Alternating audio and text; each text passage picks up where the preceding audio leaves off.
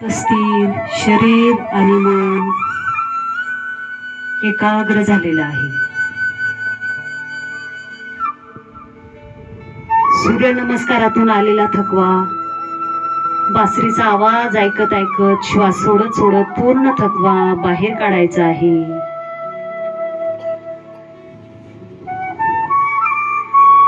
संपूर्ण लक्ष श्वासाकडे आहे. डोळे बंद आहे. डोळे बंद असताना उगवता सूर्य आठवायचा आहे आपल्याला. आपण ज्या दिवशी सकाळी उठलो असेल लवकर, त्या दिवशी आपल्याला सूर्य नक्कीच दिसला असेल. लाल, तांबड्या, पिवळ्या रंगाचा सूर्य आठवायचा आहे. आपण ड्रॉइंग करताना सूर्याची किरण येलो कलर मध्ये, रेड कलर मध्ये काढतो, ब्लू कलर मध्ये काढतो. ते रंग डोळ्यासमोर आठवायचे आहे.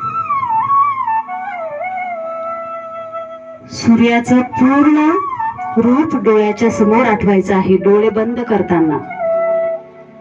आणि मनातल्या मनात नतमस्तक व्हायचंय. सूर्याला हात नाही जोडायचे, तिथल्या तिथेच मनातल्या मनात नमस्कार करायचा आहे.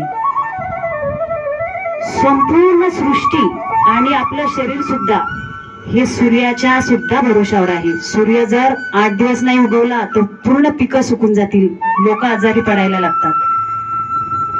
म्हणून सूर्याबद्दल सुद्धा कृतज्ञता व्यक्त करायची आहे आणि मनातल्या मनात नतमस्तक व्हायचं आहे. मनातल्या मनातच नमस्कार करायचा आहे.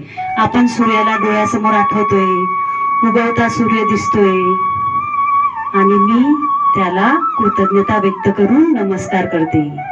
हे सूर्य देवता, तुझ्यामुळेच आम्हाला हे जीवन दिसत आहे. डोळ्याने सुंदर आम्ही जग बघतोय, निसर्ग बघतोय.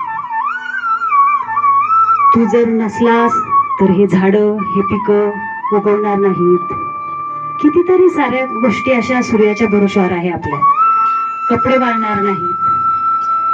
पाणी सुद्धा पडतो तो सूर्य जेव्हा जास्त तपतो त्याच वर्षी पाऊस सुद्धा जास्त पडत असतो.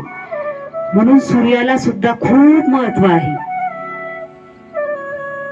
परत एकदा डोळ्यासमोर सूर्याचं चित्र आठवायचं आहे. ड्रॉइंग केलेलं आठवा, सकाळी उगवता सूर्य बघितलेला असेल ते आठवा.